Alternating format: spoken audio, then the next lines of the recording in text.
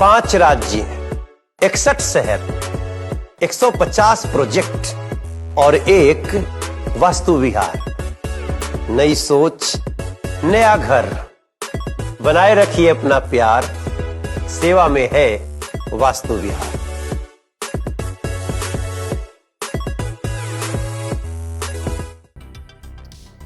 देश भर में मौसम को लेकर बड़ी खबर सामने आ रही है। करीब 6 दिनों की रफ्तार थमने के बाद आखिरकार मानसून ने फिर से जोर पकड़ लिया है। मंगलवार दोपहर मानसून ने जम्मू कश्मीर, लद्दाख, हिमाचल प्रदेश, उत्तराखंड और उत्तर प्रदेश में भी दस्तक दे दी। इसके साथ ही अब देश के 26 राज्यों में मानसून पहुंच चुका है। सबसे अहम बात यह है कि सैटेलाइट तस्वीरों में उत्तरी बंगाल की खाड़ी से लेकर जम्मू कश्मीर तक करीब 1500 किलोमीटर लंबी मानसून ट्रफ यानी कम दबाव की एक मजबूत पट्टी बनती हुई दिखाई दी है। मौसम वैज्ञानिकों के मुताबिक यही ट्रफ आने वाले दिनों में उत्तर भारत में भारी बारिश की बड़ी वजह बन सकती है।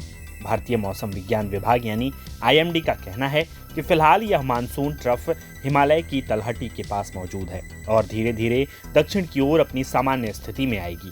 इसके प्रभाव से 1 से 4 जुलाई के बीच बिहार, उत्तर प्रदेश, उत्तराखंड, हिमाचल प्रदेश, पंजाब, हरियाणा और जम्मू कश्मीर में कई जगहों पर भारी से बहुत भारी बारिश होने की संभावना है। मानसून ट्रफ को दक्षिण पश्चिम मानसून की रीढ़ माना जाता है।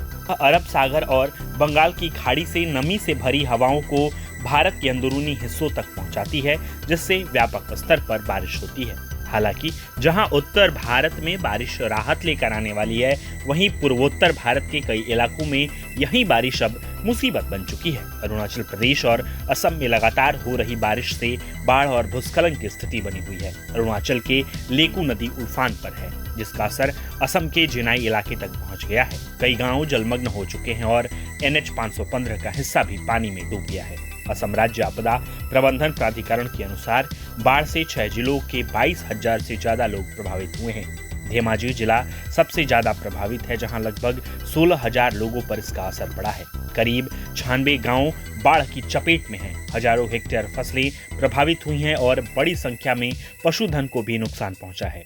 वहीं दूसरी ओर मानसून की देरी के कारण देश के कई हिस्सों में गर्मी अभी भी लोगों को परेशान कर रही है। मंगलवार को हरियाणा के रोहतक में अधिकतम तापमान 43.5 डिग्री सेल्सियस दर्ज किया गया, जबकि दिल्ली, उत्तर प्रदेश, मध्य प्रदेश, पंजाब और गुजरात के कई शहरों में भी पारा 40 डिग्री के पार पहुंच गया।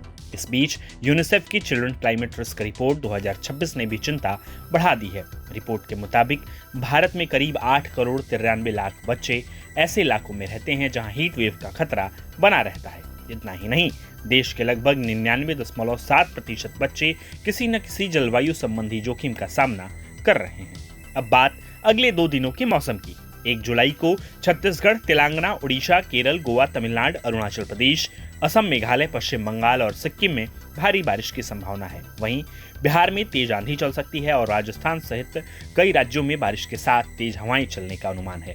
2 जुलाई को आंध्र प्रदेश, झारखंड और उड़ीसा में भी भारी बारिश का अलर्ट जारी किया गया है। असम, मेघालय, पश्चिम बंगाल और सिक्किम में बारिश का दौर जारी रहेगा, जबकि मध्य प्रदेश, उत्तर प्रदेश और महाराष्ट्र के नागपुर, अमरावती क्षेत्र में हीट वेव का खतरा अभी भी बना रहेगा। फिलहाल राहत और चुनौती दोनों साथ साथ है। एक ओर उत्तर भारत में बारिश का इंतजार कर रहा है, तो दूसरी ओर पूर्वोत्तर के कई इलाके बाढ़ से जूझ रहे हैं। ऐसे में मौसम विभाग की चेतावनियों पर ध्यान देना और प्रशासन की सलाह का पालन करना बेहद जरूरी है। प्रभातखबर.com, विश्वास वही, रफ्तार नहीं।